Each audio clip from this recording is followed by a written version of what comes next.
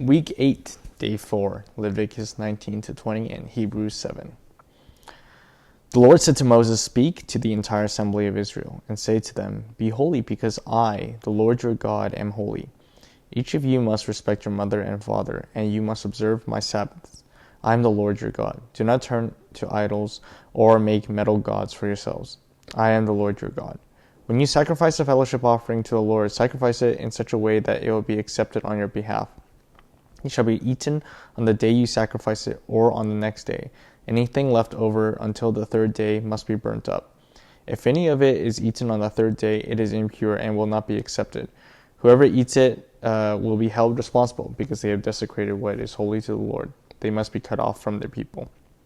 When you reap the harvest of your land, do not reap to the very edges of your field, or gather the gleanings of your harvest.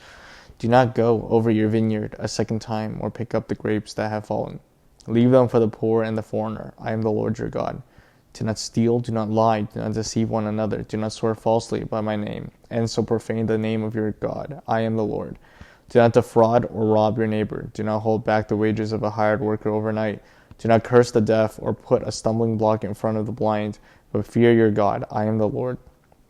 Do not pervert justice. Do not show partiality to the poor or favoritism to the great, but judge your neighbor fairly. Do not go about spreading slander among your people. Do not do anything that endangers your neighbor's life. I am the Lord. Do not hate a fellow Israelite in your heart. Rebuke your neighbor frankly, so that you do not share in their guilt. Do not seek revenge or bear a grudge against anyone among your people, but love your neighbor as yourself. I am the Lord. Keep my decrees. Do not mate different kinds of animals. Do not plant your field with two kinds of seed. Do not wear clothing woven of two kinds of material. If a man sleeps with a female slave who is promised to another man, but who has not been ransomed or given her freedom, there must be due punishment. Yet they are not to be put to death, because she has not been freed. The man, however, must bring a ram to the entrance of the tent of meeting for a guilt offering to the Lord. With the ram and the guilt offering, the priest is to make atonement for him before the Lord for the sin he has committed, and his sin will be forgiven. When you enter the land and plant any kind of fruit tree, regard its fruit as forbidden. For 3 years you are to consider it forbidden. It must not be eaten. On the 4th year all its fruits will be holy, an offering of praise to the Lord. But in the 5th year you may eat its fruit. In this way your harvest will be increased. I am the Lord your God. Do not eat any meat with blood still in it. Do not practice divination or seek omens. Do not cut the hair at the sides of your head or clip off the edges of your beard. Do not cut your bodies for the dead or put tattoo marks on yourselves. I am the Lord. Do not degrade your daughter by making her a prostitute, or the land will turn to prostitution and be filled with wickedness. Observe my Sabbaths and have reverence for my sanctuary. I am the Lord. Do not turn to mediums or seek out spiritualists, for you will be defiled by them. I am the Lord your God. Stand up in the presence of the aged. Show respect for the elderly and revere your God. I am the Lord. When a foreigner resides among you in your land, do not mistreat them. The foreigner residing among you must be treated as your native born. Love them as yourself, for you were foreigners in Egypt. I am the Lord your God. Do not use dishonest standards when measuring length, weight, or quantity. Use honest scales and honest weights, an honest ephah and an honest hin. I am the Lord your God who brought you out of Egypt. Keep all my decrees and all my laws and follow them. I am the Lord. The Lord said to Moses, "Say to the Israelites, any Israelite or any foreigner residing in Israel who sacrifices any of his children to Moloch is to be put to death. The members of the community are to stone him. I myself will set my face against him, and he will be cut off from his people. For by sacrificing his children to Moloch, he has defiled my sanctuary and profaned my holy name. If the members of the community close their eyes when that man sacrifices one of his children to Moloch, and if they fail to put him to death, I myself will set my face against him and his family, and will cut them off from their people together with all who follow him in prostituting themselves to Moloch.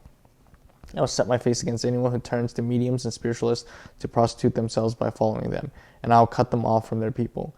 Consecrate yourselves and be holy, because I am the Lord your God.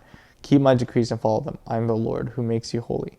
Anyone who curses their father or mother is to be put to death, because they have cursed their father or mother.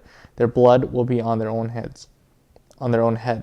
If a man commits adultery with another man's wife, with the wife of his neighbor, both the adulterer and the adulteress are to be put to death.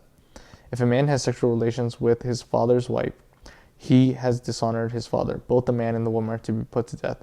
Their blood will be on their own heads. If a man has sexual relations with his daughter-in-law, both of them are to be put to death. What they have done is a perversion. Their blood will be on their own heads. If a man has sexual relation with a man as one does with a woman, both of them have done what is detestable. They are to be put to death. Their blood will be on their own heads.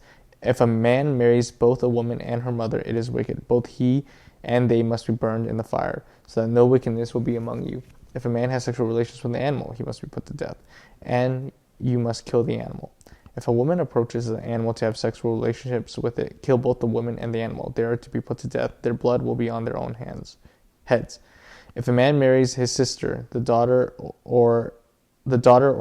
of either his father or his mother, they have sexual relations, it is disgrace. They are to be publicly removed from their people. He has dishonored his sister and will be held responsible.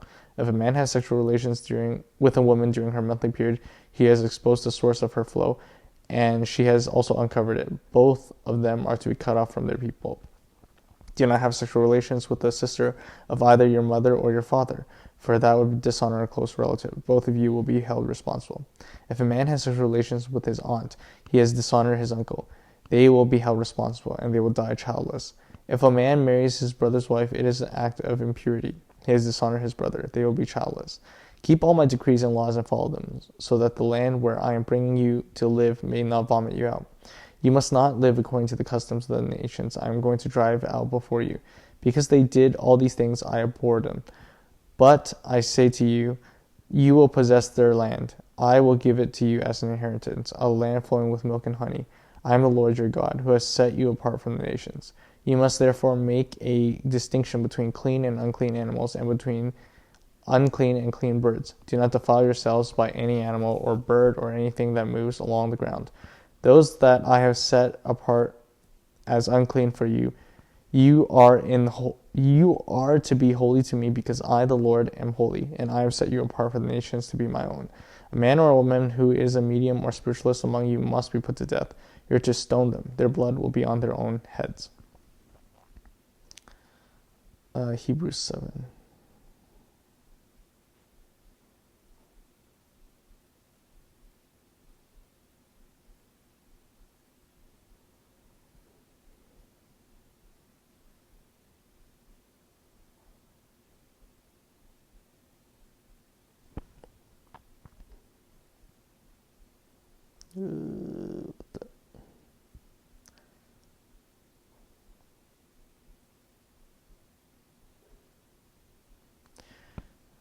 This Melchizedek was king of Salem, priest of God Most High. He met Abraham returning from the defeat of the kings and blessed him. And Abraham gave him a tenth of everything. First, the name Melchizedek means king of righteousness. Then also king of Salem means king of peace. Without father or mother, without genealogy, without beginning of days or end of life, resembling the Son of God, he remains a priest forever. Just think about how great he was. Even the patriarch Abraham gave him a tenth of the plunder. Now the law requires the descendants of Levi who become priests to collect a tenth from the people, that is, from their fellow Israelites, even though they also are descended from Abraham. This man, however, did not trace his descent from Levi, yet he collected a tenth from Abraham and blessed him who had the promises. And without doubt, the lesser is blessed by the greater. In the one case, the tenth is collected by people who die, but in the other case, by him who is declared to be the living. One might even say that Levi, who collects the tenth, paid the tenth through Abraham, because when Melchizedek met Abraham, Levi was still in the body of his ancestor. If perfection could have been attained through Levitical priesthood, and indeed the law given to the people established that priesthood, why was there still need for another priest to come, one in the order of Melchizedek, not in the order of Aaron? For when the priesthood is changed, the law must be changed also. He of whom these things are said belong to a